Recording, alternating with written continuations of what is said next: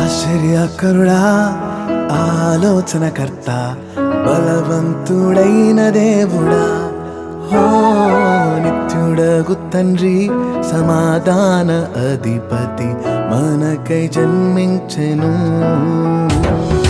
ఆశ్చర్యకరుడా ఆలోచనకర్త బలవంతుడైన దేవుడా ఓ నిత్యుడగు తండ్రి సమాధాన అధిపతి మనకై జన్మించెను.